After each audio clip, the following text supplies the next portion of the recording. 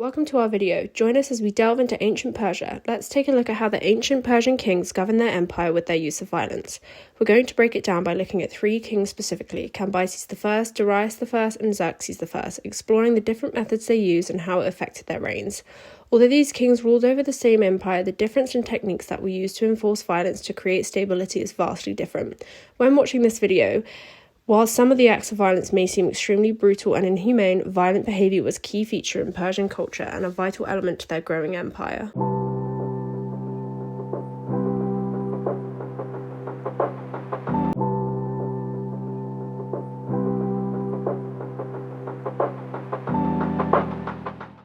We will begin with the infamous Iron Fist of Cambyses and his many examples of violence as a tool of control.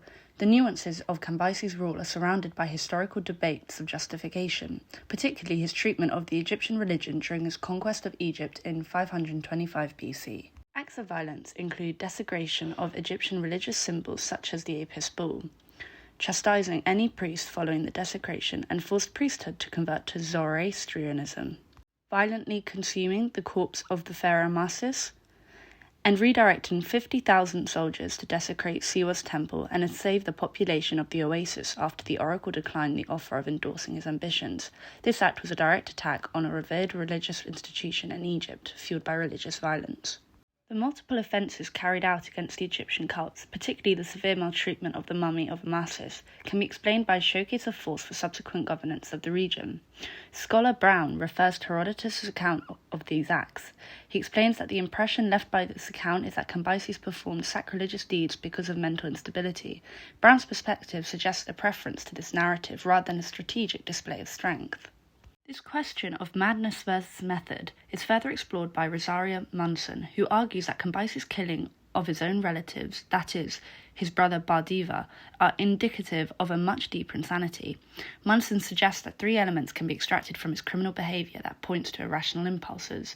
These are moreover locked together in the equation. Violation of customs plus violation of impiety equals madness.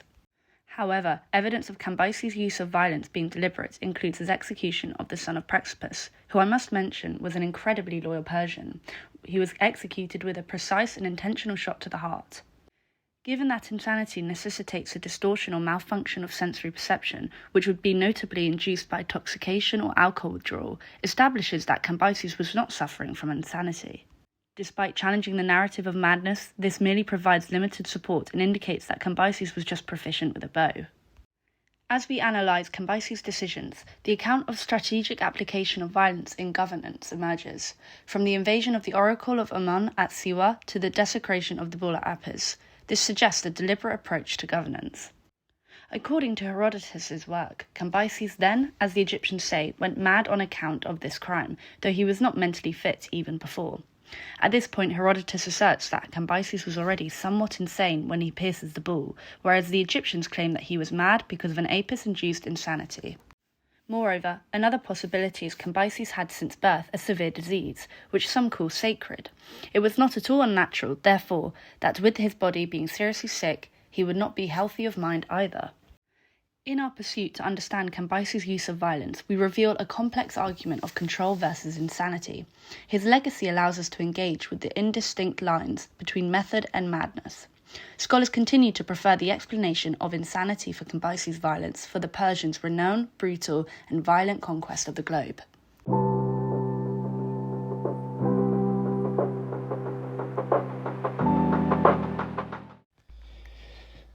Darius the Great is known for being an infamous conqueror. He brutally usurped the throne of Cyrus's son Bardia and spent the majority of his reign warring against foreign nations for control, so it would be reasonable to assume that a character like his would be just as violent and iron-fisted in controlling his own people. Herodotus relates to us many stories of exactly the kind of justice you'd expect from a Persian king. He shows Darius' act of punishment to be random, swift, disproportionate spasms of violence without any sense of trial or investigation whatsoever. One of the clearest examples of this is in Herodotus' account of Darius' treatment of Iobazus.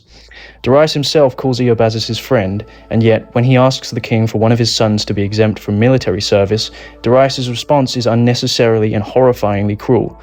He says to Iobazus, "You are my friend, and your desire is reasonable. I will leave all of your sons."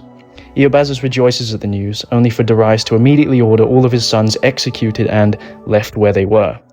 Not only is this punishment entirely disproportionate and without any sense of justice or due process, Darius also seems to take pleasure in toying with Eobazus, turning the execution of all his heirs into a twisted joke. However, despite Herodotus' image of a cruel and vindictive Darius, archaeological evidence portrays a different perspective. In the Byzantine inscription, Darius makes mention of his data, meaning law, multiple times, bragging its firmness and justness. He claims, "They fear my data, so that the strong man does not attack or destroy the weak." Christopher Tuplin decoded that the word data not only refers to royal decree, but to a standard of laws used to ensure security, fairness, and justice for all citizens. The Byzantine relief's purpose was as a propaganda tool, so Darius' mention of these laws may be brushed off as nothing but a vain attempt to cast himself in a positive light. However, as Daniel Beckman pointed out, the existence of the title Data Bara, meaning literally bearer of laws, found in Babylonian and Persepolis texts, suggests that this was in fact an official duty throughout the satrapies. Herodotus himself actually contradicts his previous image of Darius by suggesting in Book 3, Chapter 1, that in each satrapy there were royal judges in Persia who oversaw the upholding of Persian data. He says, "These royal judges are men chosen from Persians to function out until they die or are detected in some injustice. It is they who decide suits in Persia and interpret the laws of the land. All matters are referred to them." This is consistent with texts from the Elephantine Papyri in Egypt, which mentions many imperial officers, including judges, some specified as judges of the province or judges of the king. So, despite Darius being depicted in Herodotus as an extremely violent, bloodthirsty and unjust ruler who had no interest in fair trial, evidence suggests he was not this way at all, that he in fact placed strict sets of laws that were upheld by judges, and he did not even make an attempt to impose his own personal idea of justice on cultures and peoples with different customs.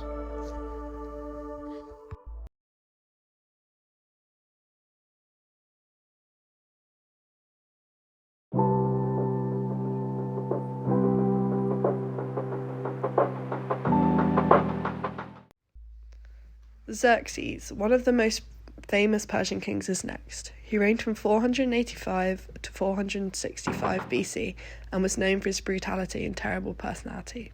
Xerxes' employment of violence in the governing of the empire has been discussed by modern historiography. Evidence for this includes the control of women and eunuchs had over Xerxes, how violence was used to display punishment in wartime, as well as how Xerxes imposed religious violence. Xerxes was easily influenced. This is discussed in Herodotus' account of Amestris, one of his wives who plotted the torture of Macystes' wife. Amestris believed Macystes' wife was in love with Xerxes, and as a result had her brutalized. This shows Xerxes' ease to be swayed, as he couldn't say no to Amestris when she requested the wife on the royal supper. This was a holiday where the king couldn't deny gifts by law.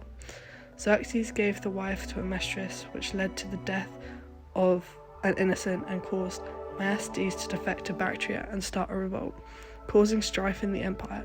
This is further emphasised by Rawlinson's declaration of the royal women's growing influence in the court due to Xerxes' character being below that of previous kings. Furthermore, Llewellyn Jones tells us that the Iranians had a history of acts of cruelty against foes, following from the Neo-Assyrian tradition of savage punishment techniques. While this highlights the violence shown by Amestris as being typically Persian, it also brings us to our next point, which focuses on the desecration of deceased bodies from war.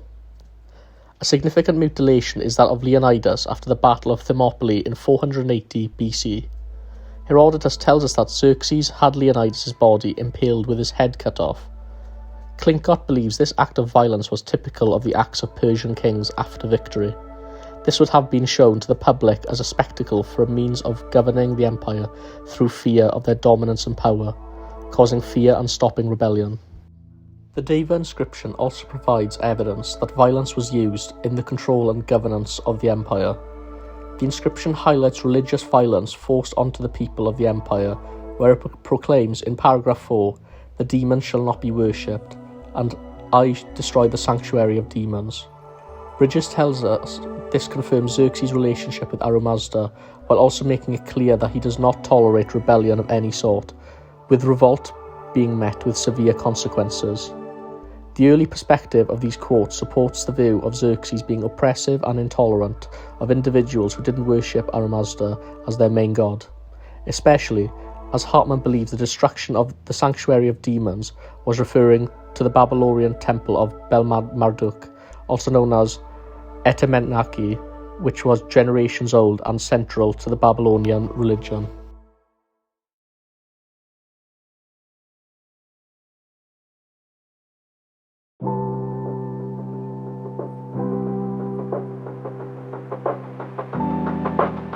We have come to the end of our video, and now you know a little bit more about these three kings and their governance of violence. For Cambyses, many historians tend to depict his violent actions as a consequence of his insanity.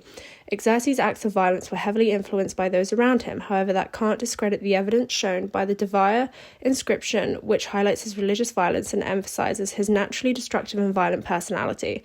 Darius I was portrayed as an extremely volatile and unjust ruler. He was a brutal character with his forms of punishment, but many of his actions during his reign followed Persian culture and a display of stability for his empire. Thank you for watching.